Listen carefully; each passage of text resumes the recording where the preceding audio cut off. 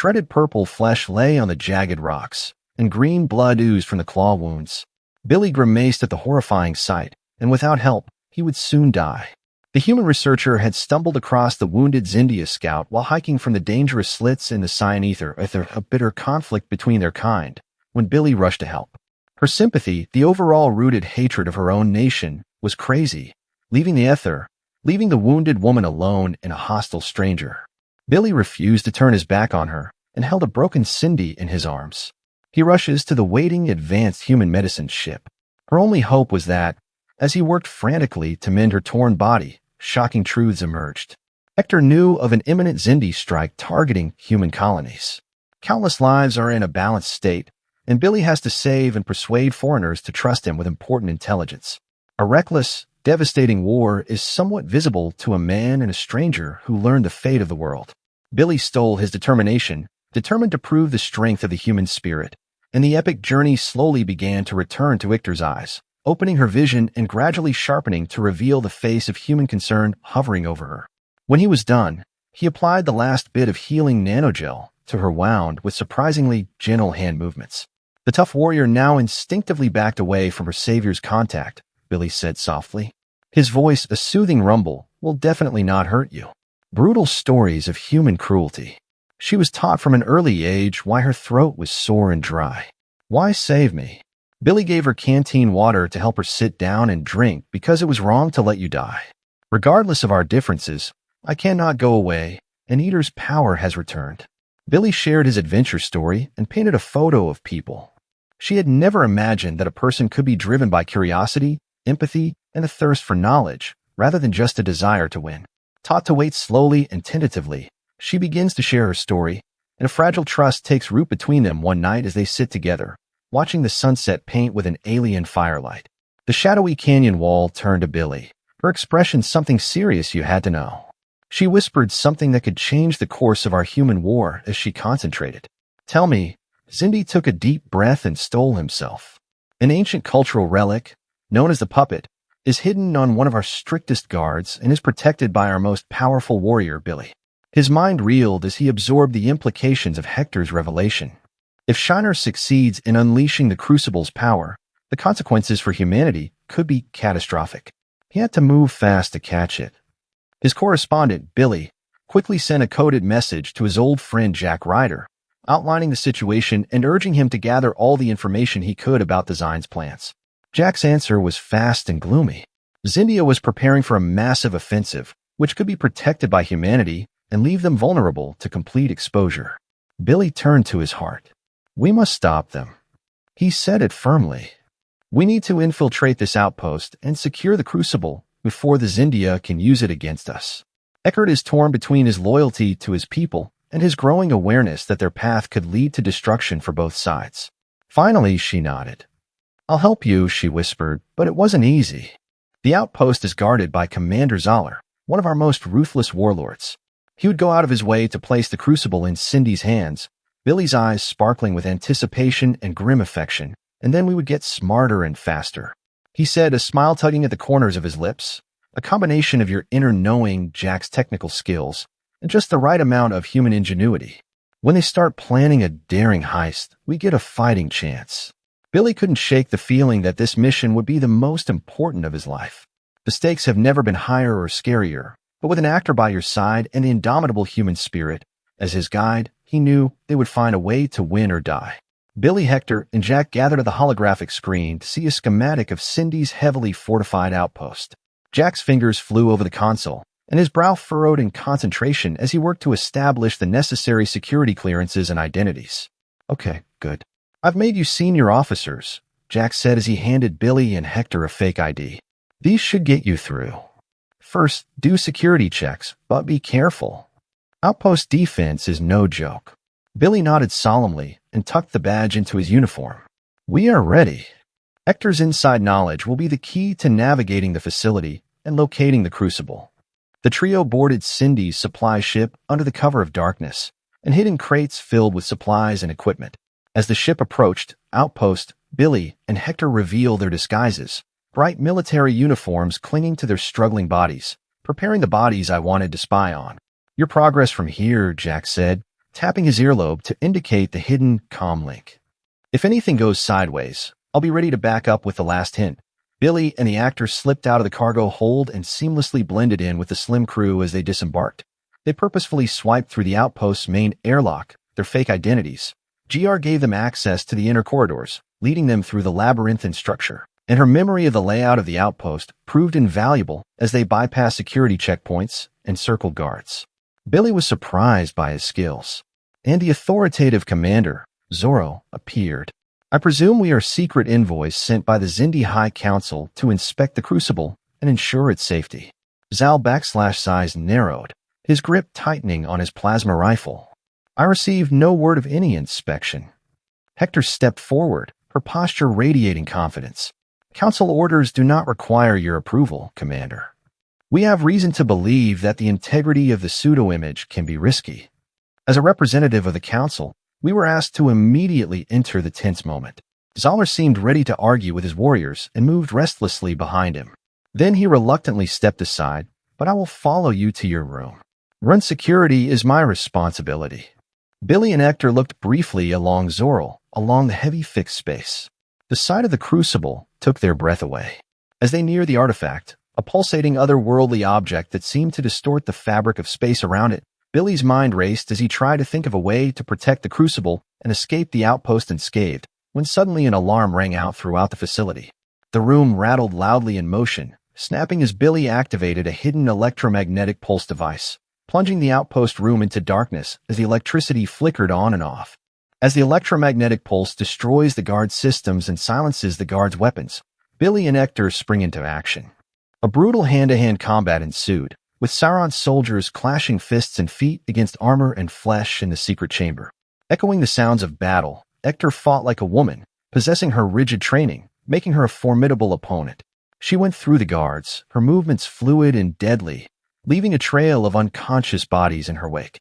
The access intercepted the blower's own blades, sparking against Zorro because they dueled a camera filled with plasma, both militants moving in a deadly dance with a final desperate threat. The Accurant disarmed Zorro by sending her bladder to the floor across the floor. She pressed her weapon against his neck. Cruel, defeated, and humiliated, Zoller had no choice but to obey as the guards retreated. Billy and Hector make it out of the crucible safely, but their victory is short-lived as they rush through the corridors of the outpost. With alarms, wails, and blast doors slamming across the fortifications, Billy and Hector find their escape route cut off and trapped within the rapidly shrinking area of the facility, facing an impossible choice. The cauldron pulsed with its power in Billy's hand, both enticing and terrifying. In that moment, the artifact seemed to offer both salvation and damnation. Hector turned to Billy, her eyes searching for his. We can't let Zoller get the crucible. Her voice is deep and urgent, but using its power comes with risks. We might have to admit that Billy nodded solemnly, his mind racing as he weighed their options. The fate of humanity and the balance of power in the galaxy depend on their next move. As Zorro's voice approached the warrior's voice increasingly higher, Billy and the actors stole their own lives. Unfortunately, mysterious energy strikes under Billy's fingers, reminding him of the potential of the undeveloped, which can turn the trend toward battle and change history. At that moment, with odds stacked against them and the future hanging in the balance, Billy and Hector knew a thing for sure. They would either come victorious with the crucible in hand and humanity's hopes restored, or they would try. There would be no surrender, no retreat. There are only incredible powers, two unlikely allied dolls, and darkness that threaten the galaxy. A friend's pulse in Billy, because she felt the original power we had to use, opened his energy in the air. Billy's voice was tight and urgent. This is our only chance to take a deep breath. He activated the cauldron, and a blinding wave of energy erupted from the device, rippling through the corridors. The advancing, polished soldiers fell to the ground, their weapons clanking uselessly around them. He grabbed his arm. We can marvel later. As we ran, they darted through the maze of corridors. The crucible illuminated their path with its terrifying glow. Alarms blared as they neared the hangar bay, and the sound of boots echoing behind them as they burst through the hangar doors. Billy's heart sank as Cindy's ship, which they had stolen, lay in ruins, a victim of an early EMP blast. Suddenly, the scent of a familiar human's motor spirit filled the air, and a sleek scout ship descended from the open hatch, its guns firing at Cindy's pursuing forces. The ship hovered just above the deck, its boarding ramp stretching. Billy and Hector leapt onto the deck like plasma bolts, whizzing past their heads. Jack started the engines, and they shot out of the hangar in a streak of blue flame as the knowing outpost backed them up. Billy allowed himself a moment of relief, but the reprieve was short-lived. Jack's face was grim as he turned to face them. "We have a problem. Zors has launched an attack on Helen Prime. If we warn them and do not find a way to break the strike, thousands of people will die in Billy's grip and will be reinforced in cricket. Then we better figure out how this thing works." And Hector looked at Pulse artifacts. "Its power is unlike anything I've ever seen, but I use it." As their ship sails towards Helen Prime, the stakes are high, the weight of their mission weighing on them, the fall of the colony, and perhaps the course of the war itself now in their hands. Billy stared at the stars and stripes outside, his mind racing. They have the Crucible, a weapon of unimaginable power, but will it be enough to save Helen Prime? The ship's sensors beeped rapidly, signaling that Cindy's pursuit ship was approaching, and Jack's hands flew to the controls in preparation for an evasive maneuver as the first round of enemy fire rattled their hulls, and Billy knew their real battle had barely begun. As the enthusiastic chase ship began to close in, their guns spraying streaks of burning plasma across the void and the scout ship ducking and turning to avoid the attack, her eyes narrowing as she studied the cauldron's eyes. Its pulsating energy seemed to resonate with the spacecraft systems, causing displays to flicker and sparkle, making this artifact more than just a force weapon. "I think it can be combined with technology." A violent rocking rocked the ship, and one glance set off the alarm. "Blair, Jack's voice is strained with concentration, no matter what you're trying to do. Move fast. Our firepower is behind." He felt a surge of raw power rush through his mind, suddenly flooded with messages that Jack connected me to these emergency frequencies in the colony. Bellowed into a communication channel. "This is Billy Chin's India's record," and she immediately launched an emergency. "It's not an exercise." The answer was an instant siren blaring across the colony's defense grid. On the planet's surface, I see civilians rush to evacuation centers, while military forces rush to evacuate to defensive positions. Hector's hands flew across the surface of the Crucible, drawing more power from its depths. "I thought I could use this to slow things down a bit." Sauron's fleet Billy helps me focus. They unleashed the Crucible's immense potential, and a flickering light erupted from their ship, engulfing the pursuing glowing ships and spraying death from their systems, leaving them helpless in space as they approached Helen. Man, the space around the planet fell into chaos. Human warships fell from the barriers and immediately engaged Cindy's strike force, silent explosions crisscrossing the void. The ship stands out. In their midst, a huge Indian flagship was advancing relentlessly towards the colony. It was Sauron, and Hector roared, her fists clenched, as he made his way to the main settlement. They watched in horror as the flagship unleashed a barrage of torpedoes toward the planet. Billy's mind raced to the Crucible, pulsing urgently. In his hands, in a flash of inspiration, he understood what needed to be done. "We have no choice," he replied grimly. Zorro's torpedo hit the barrier, harmlessly blowing up its surface, but the knowledgeable commander wasn't done. He mobilized the full force of his fleet against the shields, determined to destroy their defenses. The scout ship shuddered as the Crucible produced more and more power warning lights. Jack's voice rang out on every console, and he struggled to keep them on the air. "We can't take it anymore." Billy felt that artificial products became increasingly unstable, and energy fluctuations kept waiting for him, and he locked his eyes with a silent understanding between them. She nodded resolutely. "Jack," Billy shouted, his voice full of emotions, and now he was cursed to avoid our voice. Hector separated from the control and pushed it towards the impossible speed directly towards Zorro through the ship. When they closed their goals, Billy felt a strange feeling of calm. He turned to the widow and saw his mirror in his eyes. "Thank you." He said it softly, and she smiled and reached out to take his hand. "It's an honor, Billy Chin." When their ship crashes into Zor's flagship, a flaming energy comet, and in the final seconds before impact, they unleash the full potential of the Crucible. A fiery beam of light erupts from the ship, emanating from them, piercing Cindy's hull and igniting its reactor core. As the light faded, the explosion momentarily hid the system star. Sauron's flagship disappeared, and with it the core of the Zine defensive, stunned by the loss of their leader and an awe-inspiring display of power. The remaining Cindy forces began to retreat from the human ships, and Chase mopped up the stragglers and secured victory from the bridge of his ship. There was always sadness and pride inside him. Jack mourned in the atmosphere for a while. Billy and Eckert's sacrifice not only saved Helen Prim, but also opened the door to a new future. Buzz and Cindy may become allies one day. He entered the coordinates of the Earth. Knowing the revelations about the Crucible and that day, the events would change the course of the war, but just as he was about to jump into the warp, a faint display of energy caught his attention, something fluttering in the void, a faint pulse of energy. Almost undetectable. Against the backdrop of cosmic radiation, Jack's fingers flew over the sensor pad and completed a scan, caught by his breath as the readings froze. The ruins of the battle lay before him. A graveyard of twisted metal and a shattered hull. Jack carefully maneuvered his ship through the wreckage, looking for the elusive sign of energy. His scanners scanned and revealed a small ship drifting among the carnage. Jack's eyes widened as he got closer. It was Billy Scott's ship, but somehow intact. The Crucible's last EXP expedition had thrown it out of ultimate destruction, leaving it damaged but not destroyed, as Jack's communicator crackled. "This is Billy," came Chin's weak voice. A few minutes later, Jack helped his friend into the plane, and he looked even worse, bruised and bloody, but he was still alive as Jack tended to his wounds. Billy's eyes continued to drift back to the monitor attached to the debris field.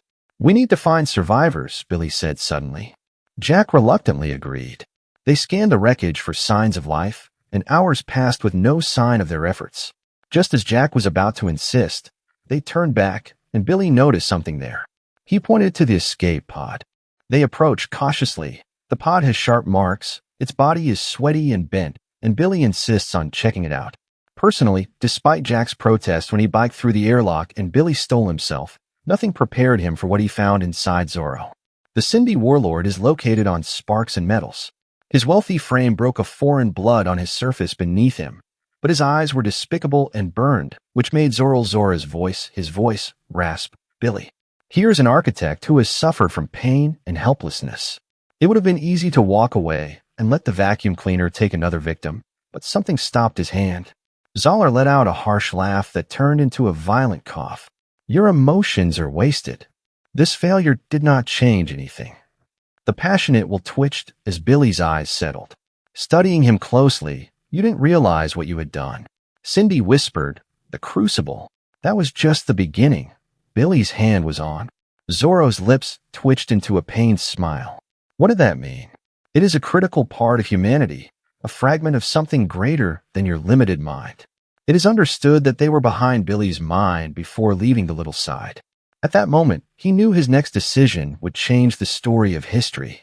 "Your people will execute me. But I can offer you something more valuable than the knowledge of vengeance, the secret of a power that can transform the galaxy," Zoller said. Just as Billy made up his mind, Sauron's arm suddenly reached out and grabbed Billy's arm with surprising strength. "These coordinates exist separately or not at all." "You okay, Jack?" Billy asked, feeling the weight of the data chip in his pocket. He lied. "Let's go home." But even as the ship turned toward Earth, Billy knew his journey was just beginning. The mysteries of the Crucible beckoned with the promise of revelations. Beyond imagination, he had seen the vast cosmos, and nothing would ever be the same again. Billy Chun stared at the data chip in his palm. It is a tiny form of awareness of the weight of the decision before him, the deliberations, and the praise of the endless meetings that Hollow felt, compared to the burning curiosity that was kindled by the words of Zorro under the casual cover of Furlough, from which Billy slipped. The watchful eyes of Earth's military. He procured an unmarked scout ship through secret channels and fortified it with state-of-the-art secret systems and fake clearance codes as he entered the coordinates from Zorro's chip.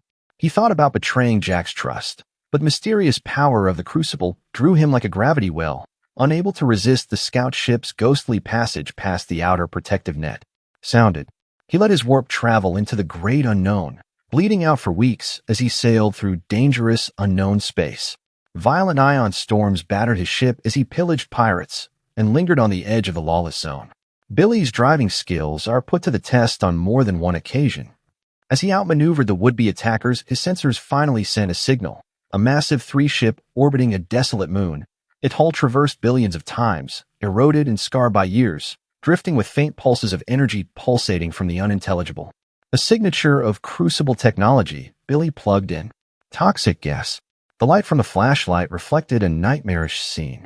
Desiccated corpses of aliens lay on the floor, their bodies twisted and deformed by an unknown force that filled him with disgust. Billy pressed deeper into the ship. As he approached the source, the walls seemed to pulsate with an otherworldly energy. At last, he came to a decaying chamber whose architecture defied human understanding. Its center was suspended in a crackling energy field that flowed. Fragments of the cauldron approached Billy, mesmerized by its shifting, crystalline surface. But when he reached out, the shards exploded in a blinding light. He witnessed titanic battles between forces beyond comprehension and saw the world's apocalyptic fires in alien languages light up in his brain, as well as star charts detailing the locations of other crucible fragments. Billy's mind collapsed, overwhelmed by the flow of information. When he regained consciousness, he was back on his scout ship with no memory of how he got there, his head throbbing with knowledge. When he tried to cope with the fragment's revelation, he was unlikely to understand. Near the alarm fell a large ship in VRP, Zorro's leading plasma. The fishing torpedo went to Billy's ship because Zorro //////S trap ship reached the border. He knows he can't. Leaving Sauron to make a risky move to capture the shards, Billy fires all of his ship's missiles at the abandoned shards. Zor was enraged when the alien ship exploded in a spectacular explosion, removing pieces of the crucible. The howling was interrupted as Billy used the blast to release his warp core and use his thrusters to mass his escape vector, and the paralyzed Billy drifted into a dense asteroid field. The psychological attack had handed over the fee. His memory arrow was simply missing, and he only had fragments of foreign knowledge in his mind. When his life support systems begin to fail, Billy activates his emergency beacon, a risky move, but he has no other choice. Hours pass, and his oxygen levels are dangerously low. Just as he loses consciousness, Billy's sensors detect the approaching ship, and his fear turns to fear when he recognizes Cindy's trap configuration. When they filled the broken vessels in them, their voice was harsh, and their neck filled his cab. When the hard hand pulled him out of the boat, Billy's last conscientious idea was coordinates, which were still locked in his scattered memory. Whatever happened, he knew his journey was far from over. Billy's eyes snapped open in his head, pounding on the remnants of the alien's knowledge. The harsh fluorescent lights swirled in his vision as he surveyed his surroundings. A small rusty cell hung in the air, barely big enough to stand amidst the stench of sweat and despair. Heavy footsteps approached, and a Zindi appeared before Billy's cell scales gleamed beneath tattered finery, and a cruel smile revealed rows of jagged teeth. "I am Rager," the Zindi announced, puffing out his chest. "Welcome to my humble space." Billy narrowed his eyes. Where was I before? Billy could respond, but two guards yanked him from the cell. They dragged him through winding corridors until they reached a cavernous arena. The deafening roar of the bloodthirsty crowd filled the air, and the crowd's enthusiasm increased as Billy was pushed into the arena, facing a tall, armed alien with a menacing-looking blade who could either fight the humans or die. Billy's opponent taunts your choice, the sharp blade cutting through his aerial muscle memory from years of combat training. Billy's mind racing as he ducks. He needs a weapon, and his eyes are locked on a loose steel bar on the stage wall. Billy reluctantly avoids another sloping line, and there is no doubt that it is not much, but it must be a stranger who attacks it. It has outstanding coverage and retains Billy's protection attitude, but every exchange time Belgium has studied the weaknesses of the opponent's opponent there. The crowd's bloodlust turned to cheers as Billy's opponent crumbled. But there was no time for rest. Another alien has already entered the arena. With energy whipping fight after fight, Billy relied on quick thinking and improvisation to overcome seemingly insurmountable odds with each victory. He felt the energy of the crowd shift. The chairs became less about bloodshed and more about admiration for his ingenuity in the dirty tunnels. During the arena, the work of the workers whispered impossible feats. He roared into the microphone, moaning out of Gap Crusher Grow, and showing enormous control theory for control. Its metal fists can shatter starship hulls.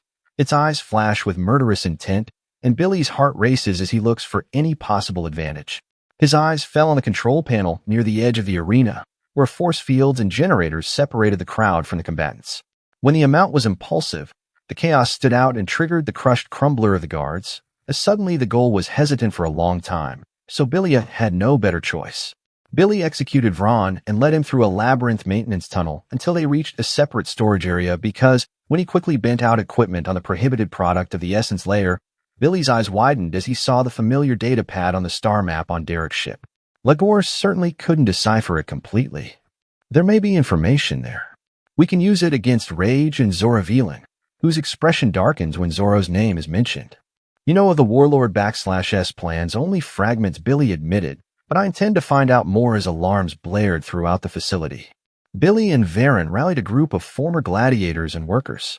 They fought their way to the computer corporation, where Billy's hacking skills proved as formidable as his combat prowess.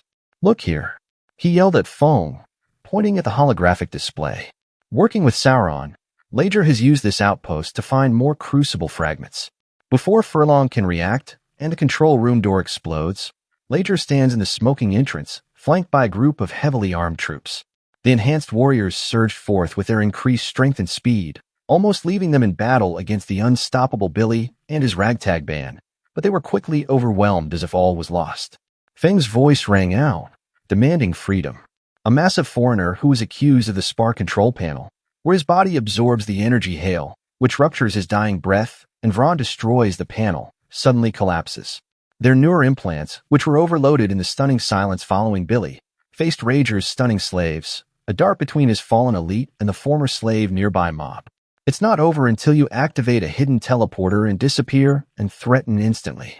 A neutral Billy turned his attention to their escape. He found a battered but functional terrorist in the outpost, a hangar, and quickly assembled a crew of ex-slaves and gladiators ready to call in a close-range alert. With a resounding crash, a huge fleet fell from the warp, including Zor's armada, plasma torpedoes sliding across their hulls, and Billy weaving through the dangerous fog. Between the chaos in his study, his stars pulled his eyes. His eyes turned his eyes, and he realized he was whispering. The coordinates point to the remote galaxy, which is the possible birthplace of mysterious cultural relics, as they come out of the fog and temporarily avoid the persecution of Zoro. He turned to his makeshift crew, acutely aware of the distrust in the eyes of many of them, especially Cindy.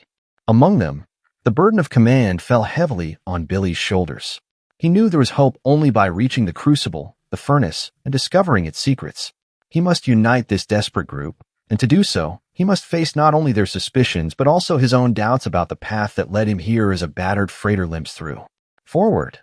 The race to the Crucible Forge had begun, and the fate of the Galactic Empire hung in the balance.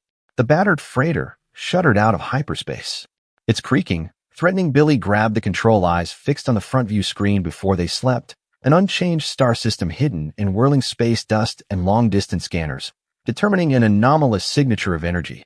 IA reported her scaled fingers dancing across the sensor. Billy pointed sharply to the console exit outside the perimeter of the system, letting us pass easily as they approached, a clear picture of a massive debris field surrounded by a rogue asteroid, the twisted metal of countless Drake ships in the dim light and starlight. Out of the void, the burly Centurion CZ whispered, "What is going on here?"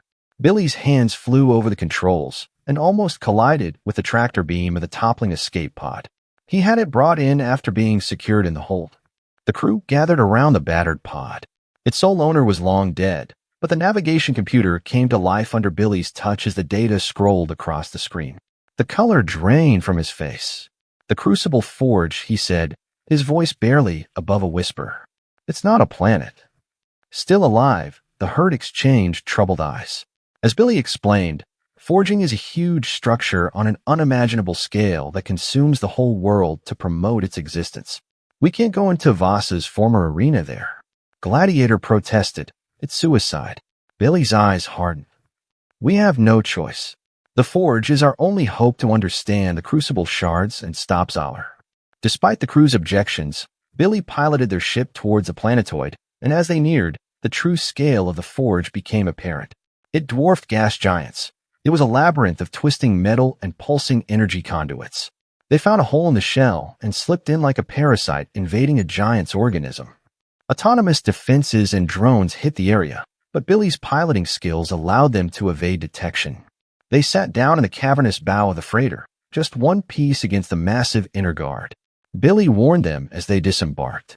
"We don't know what we're dealing with here." They traverse impossibly long corridors and dizzying gaps, and the laws of physics seem to bend around them. Holographic apparitions come to life and speak in long-dead languages, and Billy's fragmented memories from the Crucible Shard allow him to understand the meanings of the Crucible's creator and fragments of his grand design. The familiar smell of alcohol filled the air, and Cindy's energy weapons hissed in the air as they covered the plasma bolts burning the walls around them. A pack of bitter mercenaries tracked them down, No doubt Sauron's fleet, deep into the depths of the Forge. As reality itself, whose structures become increasingly alien and incomprehensible, seems to distort and assault their senses, Billy's team succumbs to the psychological assault, their minds unable to process the impossible, geometric, and astonishingly confusing sight. Coming soon.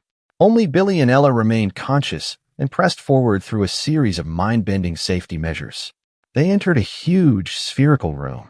Its walls, alive with pulsating chains, floated a glowing ball of pure energy in the center, speaking directly into their minds as they approached it. AI's consciousness expanded outward, immersing them in a stream of information. Billy saw the birth and death of galaxies, the rise and fall of countless civilizations throughout the ages, and the true reach, power, and purpose of the blacksmiths revealed to him crossed Billy's mind with a thought he could grasp. Forge control beyond imagination. He could even transform reality, achieve peace, or bend it to his will.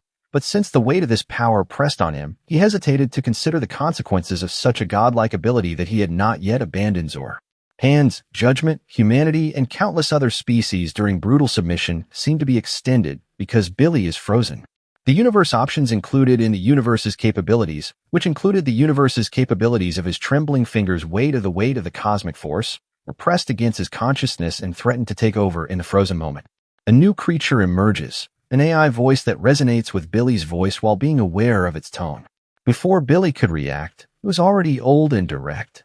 The hot pain went through his skull. By forcing his consciousness to emerge from the system, his nerve connection became periodic. He gasped at the vision and blurted it out as his mind reeled from the sudden disconnect alarms that boomed into deafening screeches. AA grabbed Billy's arm and supported him as he struggled to get up. They stumbled out of the cell, Billy's thoughts still fragmented from the blacksmith's rejection as they ran through the winding corridors. AI's voice echoed through the megastructure. They rounded a corner and came face to face with a squad of Zoros. Their shock amplified, and the troopers' energy weapons flared to life, burning.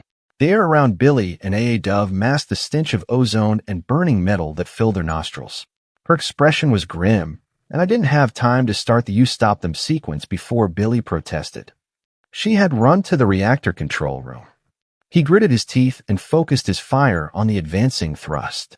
The soldiers, their reinforced bodies shrugging and blowing relentlessly, pushed forward down the corridor, cobwebs shaking across its surface, and as the forge began to tear, Billy fell back frantically, trying to fight for the anti-aircraft. She needed his muscles screamed with exhaustion, and his lungs burned with every breath. A deafening explosion shook the gigantic building, and the blast-proof door leading to the core of the reactor suddenly opened, revealing a nightmarish figure. Zoller stood in the doorway, his body Aoi, twisted into a fusion of flesh and furnace technology. Cybernetic enhancements imbued with cybernetic energy, his eyes glowing with a maniacal thirst for power. Billy raised his weapon, but Zoller was too fast. The enhanced limb lashed out, knocking the weapon out of his hand. He saw how the ARA attached Zoro instead of her scales, which are black, when the energy that consumed her body reached the critical mass, at which Zoro rejoiced in rage, fighting the AA grip. Billy stumbled at the entire legs of the instinct that cried to her to help her, but he knew the truth. Her sacrifice was the only thing standing between Zoro and the divine power. As the pot came from the gigantic structure of the tile, he threw a recent escape pad on his fingers and flew over the launch control. Billy saw the original energy torn and blacksmith. A shockwave hit, flipping his small ship upside down, and when Billy finally got a foothold, he found himself drifting in a sea of rubble where the furnace stood. Now all that remains is a slowly disappearing cloud of cosmic dust. Billy collapses in his seat, in danger of being overcome by exhaustion and sadness. He had survived, but at a terrible price. As his pod drifted through the star graveyard, he knew his journey was just beginning. The threat of the Crucible's artifacts may be gone, but the scars of this conflict will shape the galaxy with trembling hands for generations to come. Billy sets course for the most recently inhabited star system.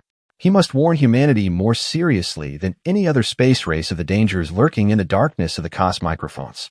Some forces are too powerful for any species to control. When the stars hit, Billy closed his eyes, and in his mind were the faces of people who lost their lives, Von Aye, and countless people who sacrificed everything in this war. He promised not to die. The pod's engine hums and takes Billy toward an uncertain future. Regardless of the challenge, he knew that humanity's true strength lay not in divine power, but in the unbreakable bonds forged in the furnace of adversity. You have reached the end of your story. If you like this story and want to support us, please like and subscribe to our channel along with every 88 comment. I will please every one of them. Thank you for your time.